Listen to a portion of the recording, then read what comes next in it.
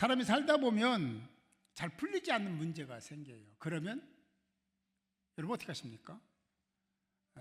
그 문제를 잘 풀 수 있는 어떤 전문가라든지 선배라든지 엄마 아빠라든지 찾아가서 상담을 하고 물어보고, 그리고 해서 어떤 방법을 찾고 길을 찾으려고 하는 시도를 합니다. 그래도 안 될 때가 있어요. 그런 상황이 지속되는 어떤 기간이 가미되면 이걸 갈등이라고 얘기를 하죠. 이 갈등이 생기면 여러 가지 상황들이 이제 벌어지기 시작합니다. 이 갈등의 이면에는 늘 성령님이 계시다. 아멘은 뭘 아멘이야. 성령님이 계시지 않죠. 사단이 있습니다. 그 갈등의 이면에는 뒤에는 항상 사단이 있어요. 악한 영이 있다는 거지. 그렇죠? 성령이 계시지 않습니다. 성령은 갈등을 조장하거나 선동하거나 그러지 않습니다. 이거 하나 잘 알고 들어야 된다 하는 말씀을 드리면서, 그럼 어떻게 하면 그런 갈등의 문제를 해결할 수 있지? 잘 안 풀리는 문제를 어떻게 하면 풀 수가 있지? 라는 그런 반문, 그런 질문을 가질 수가 있습니다. 여기서 우리가 하나님은 말씀을 통해서 어떻게 이 문제를 해결했는지를 살펴보려고 해요. 잘 들으시면 빨리 끝나고요. 잘 안 들으면 조는 사람이 있으면 그냥 깰 때까지 할 거야. 잘 들으시기 바래요. 그래요? 이 문제는 항상 목적이 있습니다. 크게 보면 두 가지인데요. 하나는 하나님이 기대하시는 목적이 있어요. 문제 속에서 뭔가를 기대하시는 목적이 하나님께도 있다는 거예요. 또 하나는 사단에게도 목적이 있습니다. 문제를 줬을 때 그 목적이 선하지 않죠. 사단에게 준 건 선하지 않고요. 하나님은 선한 목적을 가지고 있는 거예요. 더 잘 되기를, 더 성장하기를, 더 성숙하기를 바라는 기대하심이 하나님께 있다. 이 사단은 반대예요. 하나님과 이간시켜서 거꾸로 때리려는 거예요. 패망하게 하려는 거예요. 망하게 하려고 하는 목적이 있습니다. 하나님과 떨어지면 결국 망하는 거잖아요. 하나님 심판 속에 그런 목적을 가지고 이 갈등의 문제를 가지고 접근을 한다. 근데 하나님은 그 어떤 갈등이 생겼을 때 그 갈등을 이렇게 이해시키고 사람을 조금 이렇게 참 상담도 해서 변화시키고 그렇게 해서 그 갈등의 문제를 해결하라고 하시지 않는다는 거예요. 근데 하나님은 어떻게 하시냐면 싸워 이겨라. 할렐루야. 정면 돌파해라. 하나님은 그렇게 말씀하십니다. 그거에 대해서 우리 인간적으로는 여러 가지 상황이 있기 때문에 그것 때문에 그걸 가지고 이렇게 저렇게 하지만 하나님은 딱 한 가지예요. 그것을 해결하는 방법은 정면 돌파다. 그렇게 말씀하시는데 여기서도 이제 어떤 얘기를 하냐면 그런 얘기를 하면서 이렇게 했어요. 10절에 보면 끝으로 너희가 주 안에서와 그 힘의 능력으로 강건하여지고, 강건하라니까 이게 우리 해석으로는 그럴지 모르지만 원어를 보면요 이런 의미예요. 그 강건하라는 것이 능력을 입다, 힘을 부여받다, 강하게 되다. 그 의미를 쭉 연결을 하면 그 힘 가지고 싸워 이겨라, 그런 말씀을 하고 있는 거예요.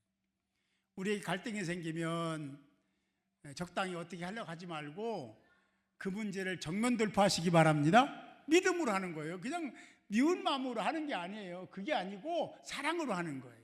하나님의 뜻과 섭리 아래 그렇게 해야 된다는 얘기를 하는 겁니다. 근데 여기 보면 강건함에 대한 것을 보면 수동태입니다. 그 힘도 내게서 나오는 게 아니에요. 하나님께로부터 나오는 것이 돼야 된다. 하나님에 의해서, 말씀에 의해서, 성령에 의해서 그래야 된다라고 말씀하고 있다라는 거예요. 그래요? 11절은 이렇게 말씀해요. 마귀의 관계를 능히 대적하기 위하여 라고 하고 있습니다. 이게 사단은요 아주 교묘하고 교활한 존재입니다. 그래서 사람들이 어떻게 그런 갈등 구조 속에 있으면은 사람이 그러는 게 아니에요. 그 사람의 생각이나 마음을 이용한 사단이 그러는 거예요. 그래서 사람을 미워하지 말자 그런 얘기 하잖아요. 왜냐하면 사단이 그러는 거예요. 배후에서 사단이 그 사람 마음에 들어가 가지고 그 사람 마음을 부추겨 가지고 그렇게 말하고 행동하도록 만드는 거예요. 우리는 사단에게 그런 이용을 당하면 안 되겠죠. 그럼 어떻게 해야 될까? 이 문제를 우리가 다루려고 합니다. 그것은 이미 답이 주어졌어요.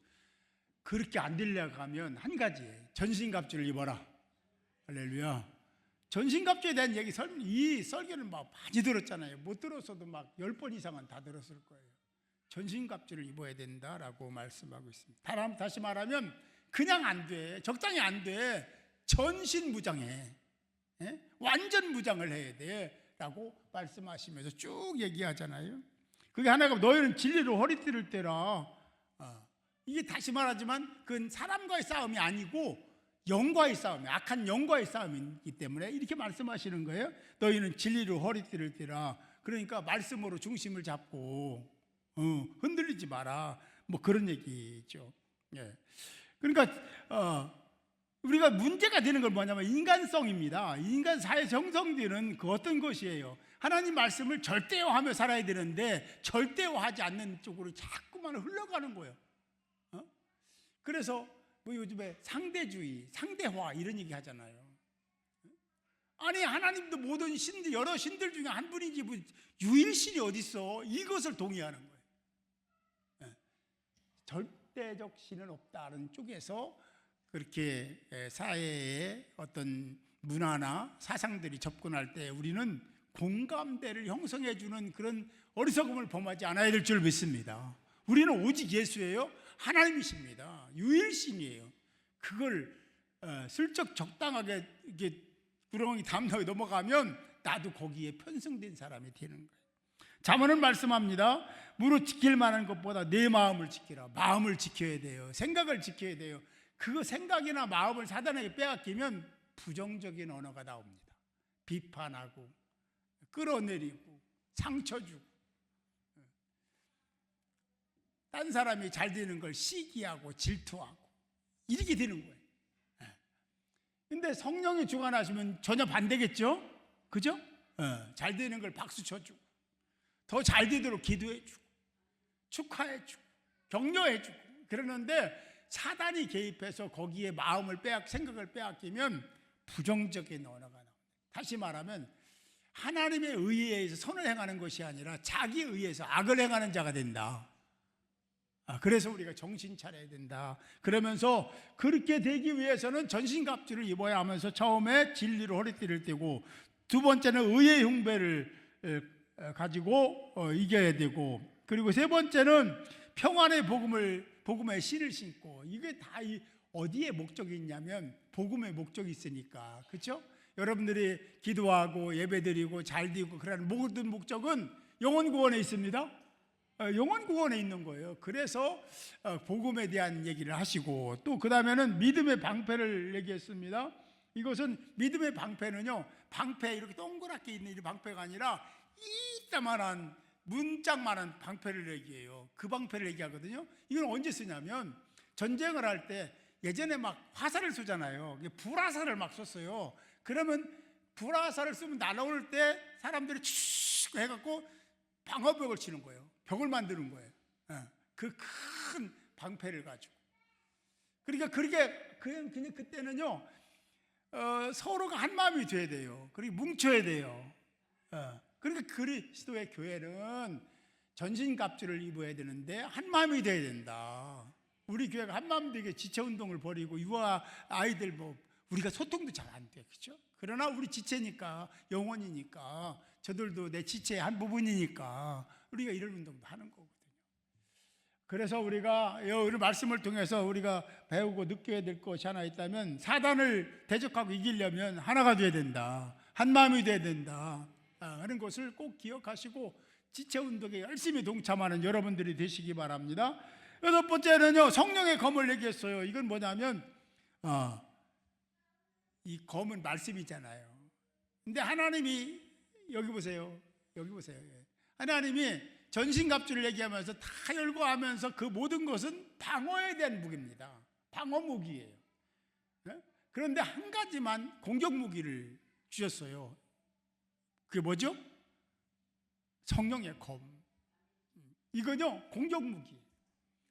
여러분, 축구 경기를 하면 수비만 잘하면 이긴다. 맞습니까? 아니요. 수비도 잘해야 되지만 공격을 해야 돼요. 그죠? 공격무기가 없으면요, 이길 수가 없어요. 하나님이 강력한 무기 하나 주셨는데, 성령의 검을 주셨어요. 말씀의 검을 주셨어요. 할렐루야. 이걸 우리가 알아요. 그 검을 가지고 사용해서 악한 사단을 물리치고 이겨라, 승리해라, 그래야 된다라고 성경은 말씀하고 있습니다. 그러니까 다시 정리하면, 우리 갈등이 있어, 문제가 생겨. 그러면 어떻게 해야 되냐? 말씀의 검을 가지고 공격해야 되는데, 전신갑주를 입지 않은 사람은 그때부터 헤매기 시작하는 거예요. 그죠?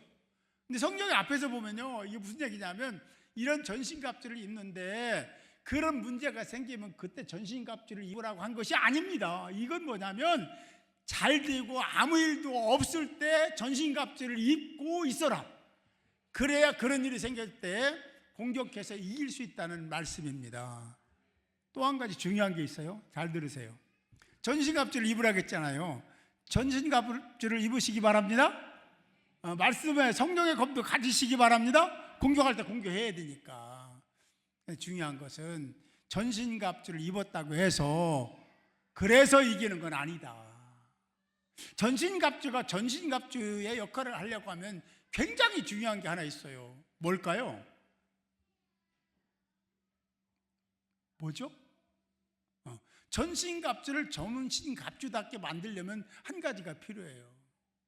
꼭 있어야 됩니다. 그거 없으면요, 무용지물입니다. 왜? 전쟁터에 나가서 총을 가지고 다 나갔는데 총알이 없어. 그럼 어떻게 되는 거예요? 대포를 가지고 있는데 수류탄이 없어. 그리고 아무것도 아니잖아요. 오히려 그 끌고 다니느라 고생만 하는 거지. 오히려 당하죠. 그런 실탄이나 그런 포탄과 같은 역할을 하는 게 뭐냐?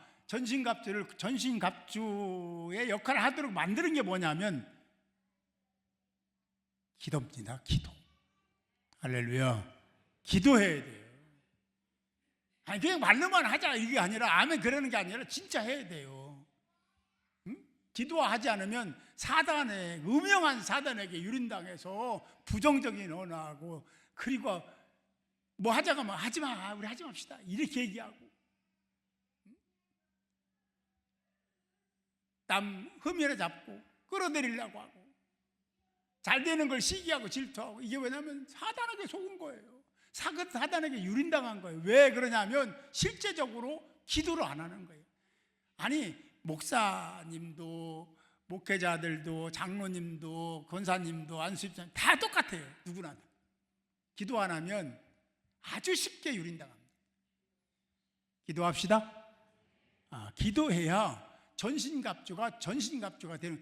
아니, 기도만 하고 전신갑주를 안 입으면 기도한 것도 또 허공에서 머물러요. 전신갑주를 입고 기도하자. 그러면 하나님이 역사하셔서 악한 사단을 이기고 부정적인 생각이나 나쁜 생각들 하는 그 모든 것을 다 하나님이 제어하시고 성령에 이끌려 사는 사람 만들어 주신다. 할렐루야. 사랑하는 성도 여러분, 우리가 살아가면서 영적 싸움을 하지 않을 수는 없습니다. 반드시 있어요. 사단하고 진짜 이렇게 뭐 치열한 싸움을 안 해도 그 대치 가운데 있는 자체가 영적 싸움입니다. 여러분, 우리가요 신앙생활 하면서 사단이 공격하지 않고 가만히 있을 때는요, 꼭 기억하세요. 사단이 나를 공격하지 않아, 가만히 있어 사단이. 그러면요 내가 신앙생활 잘 못하는 겁니다. 이해되세요? 신앙생활 잘 못하면 공격 안 합니다. 그냥 놔둬요. 그래, 그렇게 거기까지 더는 하지 마. 거기까지 좋아. 거기까지. 그런데요, 열심히 하면요 공격합니다. 반드시 공격합니다. 그게 사명이야. 사단의 사명이야. 그래서 내게 어떤 문제가 발생하면 아하, 사단이 시기하는구나. 할렐루야. 그리고 믿음으로 이겨야 돼요. 기도해서 이겨야 되는 거예요. 그냥은 못 이깁니다. 그게 영적인 세계의 가치관이고 그래야 된다는 목적을 우리에게 주신 거예요. 그래요. 오늘 말씀에 문제가 있을 때 해결하는 실마리는 전신갑주라 했고, 전신갑주되게 하는 것은 기도라고 했습니다. 그러면 전신갑주를 입을 때 그냥 되는 게 아니니까 많이 애쓰시고 몸부림을 쳐야 될 거예요. 그리고 기도도 그냥 되는 게 아니잖아요. 그럴 때 하나님은 여러분들을 사용하셔서 하나님이 기뻐하시는 큰 일을 감당케 하시고 여러분 장래와 미래도 보장해 주실 줄 믿으시기 바랍니다.